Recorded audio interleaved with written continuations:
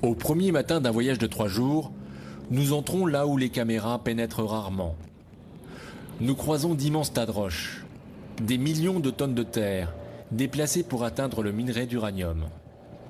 Le plat désert du Niger s'est transformé en paysage lunaire.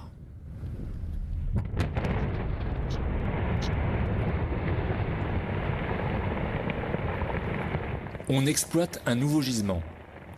La carrière est déjà profonde d'une 50aine de mètres, mais les engins de chantier ne sont pas encore parvenus au minerai d'uranium. Ici, tout est gigantesque, pelleteuses, bulldozers et camions. Ici, on se trouve sur le gisement de Tamgak. C'est une fosse qu'on a commencé il y a 8 mois, donc qui représente une centaine de millions de tonnes de découverture. Et là, on a déjà extrait les 15 premières millions de tonnes. Pour produire une tonne d'uranium, il faut à peu près dégager 50 000 tonnes de stérile.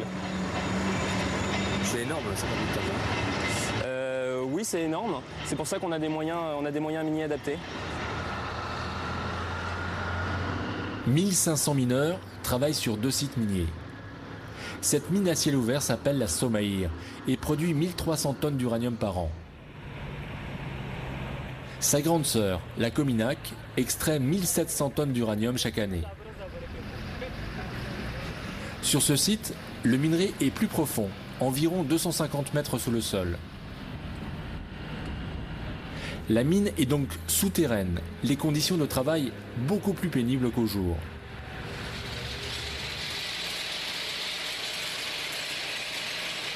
Jusqu'en 1986, les règles de sécurité étaient inexistantes. Mais désormais, les mineurs portent sur eux un dosimètre et se protègent des poussières. Chaque opérateur, il descend avec son masque. Donc on est supposé porter son masque lorsqu'on descend au fond de la mine. Et ce masque donc, nous protège contre la poussière radioactive. La radioactivité, si on fait un test, elle tourne autour de 9 à 12 microsieverts par heure dans les chantiers. Ça dépend des endroits? Ça dépend des endroits, ça dépend de la teneur. Si la teneur elle est très forte, la radioactivité aussi elle monte. Ça peut aller jusqu'à combien? On a eu dans le passé des endroits à 30 microsieverts par heure. 30 microsieverts par heure, c'est 300 fois la radioactivité naturelle. Dans ces conditions de travail pénibles, tous les mineurs ne portent pas le masque en permanence. Ils sont donc régulièrement exposés aux poussières radioactives issues du minerai, à la présence du gaz radon. Et surtout, le masque ne protège pas des puissants rayons gamma émis naturellement par la roche.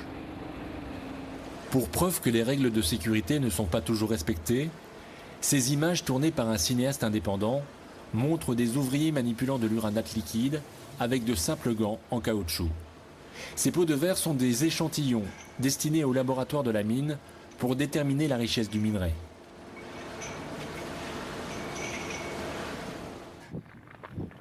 Le site dispose d'une usine de traitement du minerai, identique à celle qui se trouvait à Mounana au Gabon.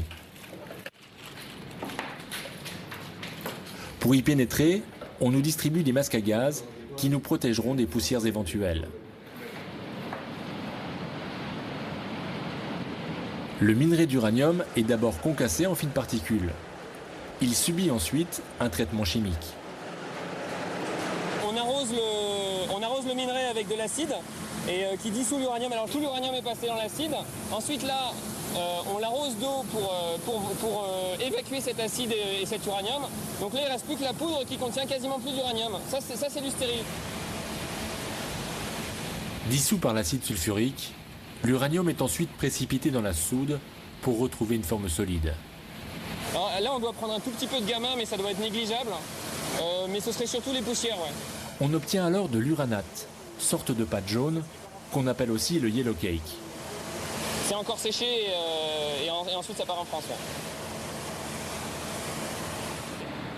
Mise en fût, l'uranate est envoyée en France pour y être enrichi et transformé en futur carburant nucléaire.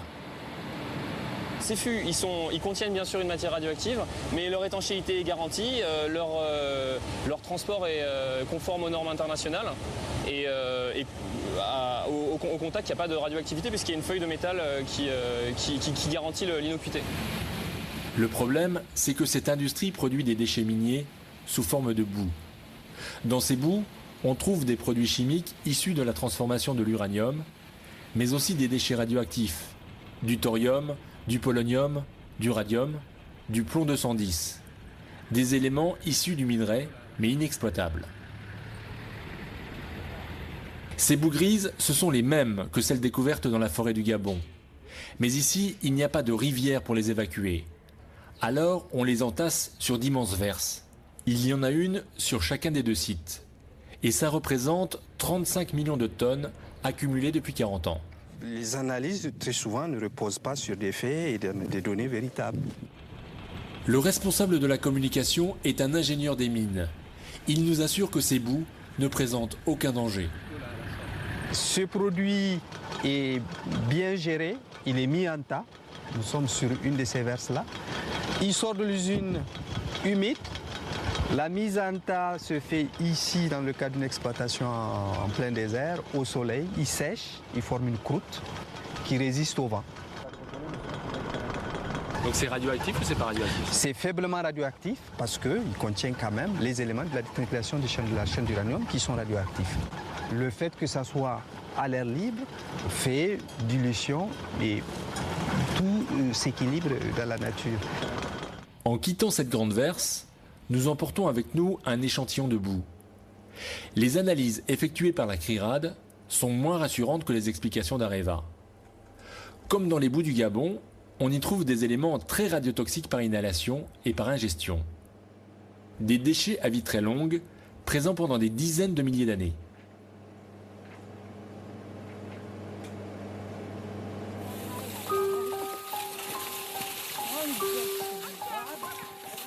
Autre problème, celui de l'eau. Dans ce grand désert, les mines et les usines utilisent beaucoup d'eau pour extraire et traiter le minerai.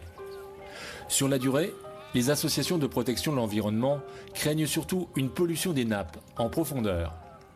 Aman Iman, l'eau c'est la vie, disent les Touaregs. Sans eau, que deviendra cette région désertique? Est-ce qu'il y a un risque de pollution des nappes par exemple? Par ce produit-là, c'est ce que je vous ai expliqué. Nous sommes sur un soubassement argileux qui protège la nappe. Nous avons les réseaux de surveillance qui nous permettent de vérifier ces hypothèses-là.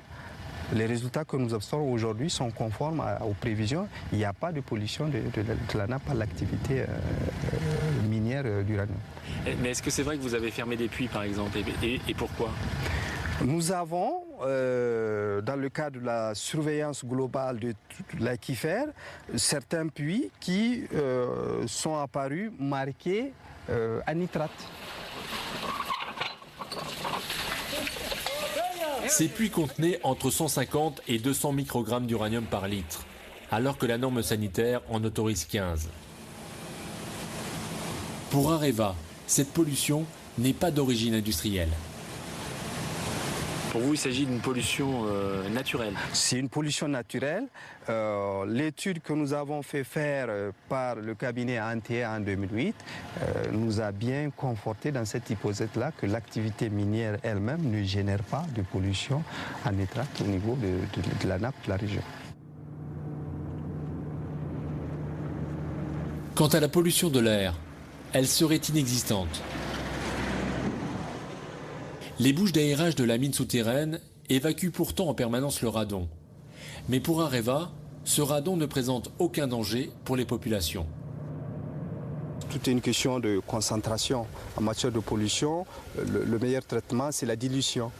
Du radon qui est concentré parce qu'il est confiné, lâché à l'air libre, vous tombez dans des concentrations extrêmement faibles qui sont insignifiantes et souvent presque pas détectables avec les appareils. Mais il n'y a pas de traitement du radon dans l'air, ça ne se fait pas, c'est pas possible. On l'a cependant prouvé scientifiquement, le radon se transforme en métaux lourds radioactifs. Le plomb 210 et le polonium 210, qui s'accumulent sur le sol et les végétaux. Située à moins de 5 km de la mine, la ville d'Arlit et ses 85 000 habitants sont-ils réellement préservés?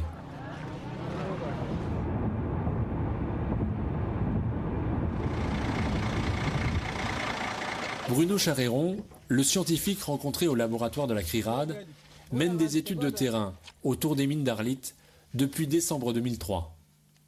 Ces études ont révélé que les stériles miniers radioactifs avaient été utilisés comme remblais devant l'hôpital de la ville, que des puits étaient contaminés à l'uranium. Dans le centre-ville, le scientifique s'intéresse à ces ferrailles, des matériaux provenant des mines et des usines d'Areva et qui n'auraient jamais dû en sortir. Vendus sur le marché local, ils révèlent un taux de radioactivité anormal. Je suis en train de mesurer discrètement le rayonnement gamma qu'émettent ces ferrailles. Elles sont manifestement contaminées puisque j'ai un niveau de radiation 10 fois supérieur à la normale. Les habitants utilisent ces ferrailles radioactives pour construire leurs maisons, réparer leurs voitures. Ils fabriquent parfois des outils et même des ustensiles de cuisine. Donc il y a une pollution de l'air, il y a une pollution de l'eau, il y a une dispersion de solides radioactifs, les ferrailles, mais aussi des remblais radioactifs. Et c'est tout ça qu'il faut changer. C'est-à-dire qu'il faut que les exploitants et les États et les populations prennent conscience du fait que l'uranium, bien que naturel, est une substance radioactive et dangereuse, l'uranium et tous ses descendants.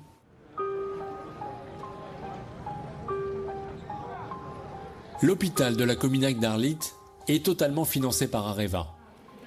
L'établissement ne soigne pas seulement les mineurs. Toute la population y reçoit des soins gratuitement. Les médecins qui nous accueillent vont nous expliquer que les diarrhées, le paludisme, les problèmes ORL sont des pathologies les plus souvent soignées. Mais des maladies liées à la mine, il n'y en a pas. Tous les agents qui travaillent au sein de la mine ou qui travaillent au niveau donc de la Cominac à Kouta sont des patients qui sont suivis de façon systématique. Donc de façon annuelle ou biannuelle, nous avons des bilans qui sont effectués au niveau des malades et ces bilans n'ont pas permis donc de détecter actuellement des maladies qui sont liées à l'activité uranifère. L'hôpital vient de percevoir un nouveau matériel flambant neuf. Il n'a pas encore servi. Parmi les nouvelles machines, cet automate d'immunologie qui permettra par exemple de repérer les maladies thyroïdiennes. Jusqu'à présent, aucun équipement ne permettait de dépister les maladies liées à l'activité minière. Le cancer ici, en effet, on ne connaît pas. Jusqu'à preuve du contraire, on n'a pas identifié de pathologie cancérigène qui a été cautionnée comme étant une maladie professionnelle. Résumons. Il n'y a donc à Arlit aucune pollution de l'air, de l'eau ou du sol, aucune contamination des mineurs ou des populations, et surtout, pas de cancer. Un mot qu'on ne prononce jamais. On sait que cette industrie n'a jamais fait de victimes.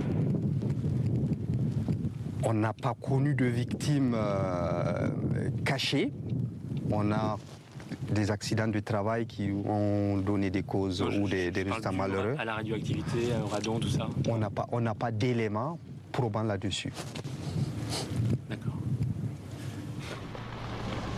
Dans la ville d'Arlit, tout le monde ne partage pas cet avis. Areva a prévu une rencontre avec la société civile. 1 heure de rendez-vous, un gage d'ouverture et d'équilibre. La société civile, c'est surtout une association, Agir Inman, et son président, Al-Mustafa Al-Hassen. Al-Mustafa travaille à la mine Somaïr. Il a aussi créé une ONG pour dénoncer les atteintes à l'environnement faites par les mines d'Areva. Une situation de plus en plus difficile à tenir pour lui. Un représentant du ministère de la Communication du Niger nous accompagne. Il y a aussi un membre de la communication locale d'Areva. Nous décidons de revenir la nuit